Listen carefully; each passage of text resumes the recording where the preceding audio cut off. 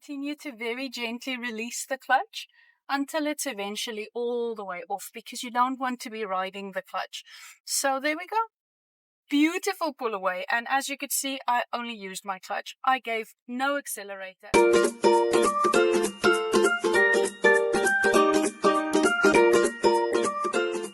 So now we are going for the incline start. Okay, so going up the hill, as high up as you feel is comfortable, and before you reach the line, you clutch and brake. And you put up your handbrake, secure it nicely, and put your gear stick into neutral.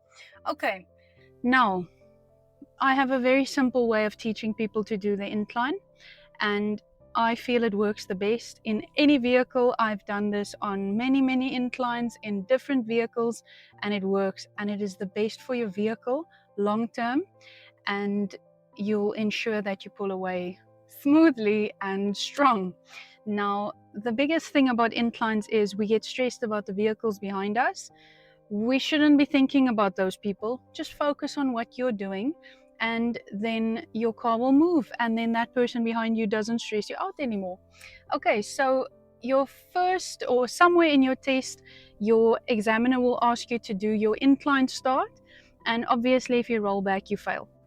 So this is my trick. Okay, first thing you do is you clutch in and you put it into first gear. Now you need sufficient clutch control, slow and controlled, but you're going to lift it quite a lot.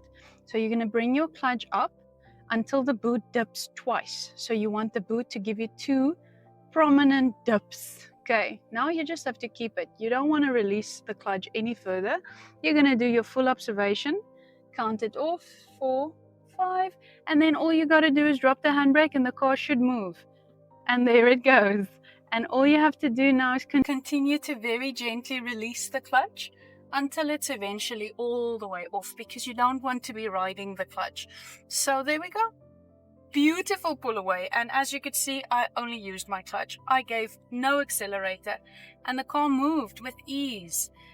The secret with your clutch is you've got to be slow and controlled. Don't rush yourself. Okay, now I'm going to do an incline. I'm going to go up a little bit of a hill to do an incline. So I'm climbing up the hill, and then I'm going to stop on this uphill.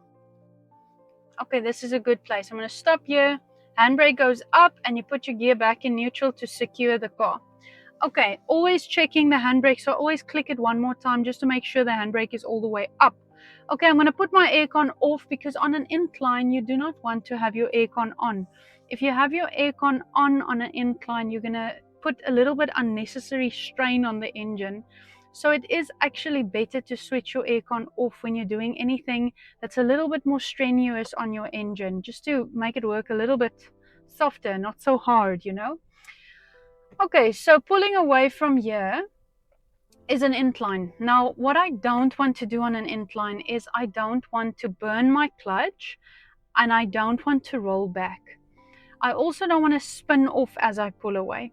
So to avoid that, the best way to pull away is you're going to control your clutch. Okay, so I'm going to demonstrate it, and then I'm going to explain why this is the best way to do it. So my clutch goes in, I'm putting it into first gear, and I feel for very good clutch control. So I want the boot to dip twice. Good. Now I'm going to hold it just for a few seconds, check is it safe, and handbrake goes down, and the clutch very gently starts coming off, and then the car pulls away perfectly. Okay, I'm going to demonstrate that again. So clutch and brake, handbrake up, gear back to neutral. Okay, the reason you do not want to push the foot on the petrol when you're doing that is a lot of times when you're learning to drive, you end up gaining too much accelerator or too much clutch. So then the car either stalls or you rev, and when you're revving, you're actually burning the clutch. So you're actually hurting the clutch in the process. At first, it's better to master clutch control. And once you understand how clutch control works and you understand how to drive properly, then you can start learning to balance. But at first, it's better to control the clutch. Now, these small cars, your newer vehicles, the clutches are very strong, and they actually pull away easily just with clutch control.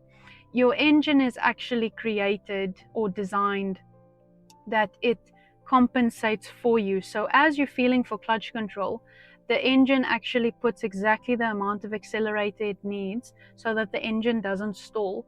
But if you're too quick on the clutch, you can still stall in a small car. So you've got to be careful. It's all about controlling the clutch carefully.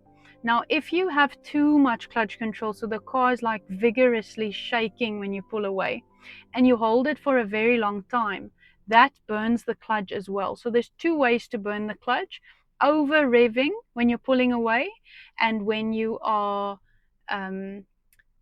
getting too much too long. Okay, so I keep it for a few seconds and then I go. But the secret is getting enough before you put that handbrake down. Okay, so I teach my learners to do it this way, and it's worked for me very well. And I think it gives you a much better understanding of how the vehicle works.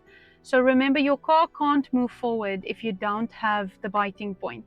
Now, because it's an incline, obviously the car, gravity is going to pull you back. So the car wants to go backwards. It doesn't want to go forward. The only reason it's going forward is because you get proper clutch control.